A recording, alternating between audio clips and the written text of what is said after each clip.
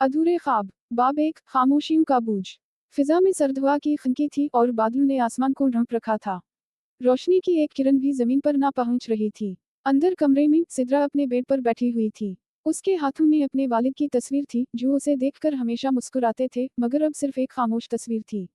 सिद्रा की जिंदगी में हमेशा खुशियां थीं, मगर एक हादसा ने उसकी जिंदगी को बदल कर रख दिया। उसके वालिद का अचानक इंतकाल, जैसे उसकी दुनिया खत्म हो गई हो। वो हर वक्त उदास रहने लगी। उसकी आंखों में उदासी की परछाइयां नुमायां थीं। कोई भी उसके दिल का हाल नहीं जानता था और वो किसी से कुछ कह भी नहीं सकती थी। बाप दो, तन्हाई का दर्द। सिद्रा ने अपने आप को दुनिया से अलग कर लिया था। वो स्कूल जाती थी, मगर वहाँ भी वो खामोश रहती। क्लास में बैठे हुए उसका दिल अक्सर भारी हो जाता। दोस्तों ने उससे बात करना छोड़ दिया था क्योंकि वो हमेशा अपने ख्यालात में गुम रहती थी। उसके इर्द गिर्द जिंदगी चल रही थी, मगर वो खुद को इस दुनिया से कटा हुआ महसूस करती थी। घर में भी मां की खामोशी ने उसके दर्द को मजीद बढ़ा दिया था। मां ने अपने शौहर की मौत के बाद खुद को दुनिया से अलग कर लिया था। सिद्रा चाहती थी कि वो अपनी मां से बात करे, उसके दर्द को समझने की कोशिश करे, मगर उसकी हिम्मत नहीं होती थी। दोनों एक ही छत के नीचे रहते हुए भी एक दूसरे से दूर हो चुके थे। बाब 3, एक नई शुरुआत।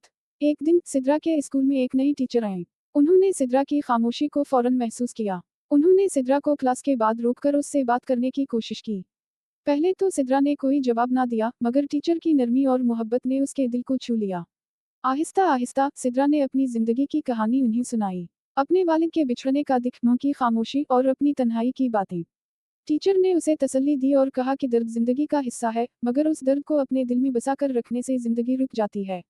बाब 4, रोशनी की किरण। उस दिन के बाद सिद्रा ने खुद को बदलने की कोशिश की। उसने आहिस्ता आहिस्ता अपने दर्द को लफ्ज़ों में ढालना शुरू किया।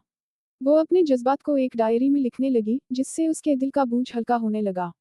उसने दोबारा से पढ़ाई पर ध्यान देना शुरू किया और अपनी दोस्तों के साथ बातचीत करने लगी। मां ने भी सिद्रा की ये तब्दीली महसूस की। एक दिन मां ने सिद्रा को गले लगाया और कहा कि वो भी उसके साथ हैं, और दोनों ने मिलकर अपनी जिंदगी को दोबारा जीने का अहद किया।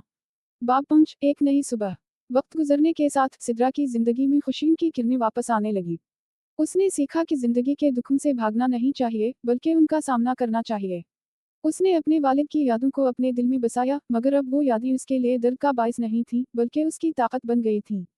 सिद्रा ने जिंदगी को एक नई नज़र से देखना शुरू किया और वो जान गई कि हर रात के बाद एक नई सुबह जरूर आती है। वो अब एक मजबूत और बाहिम्मत लड़की बन चुकी थी, जो जिंदगी के हर चैलेंज का सामना कर सकती थी। ये कहानी एक ऐसी लड़की की है जो दिख और तन्हाई के अंधेरों से गुजरती है, मगर आखिरकार अपने दर्द को अपनी ताकत बनाकर जिंदगी में आगे बढ़ने का रास्ता तलाश करती है।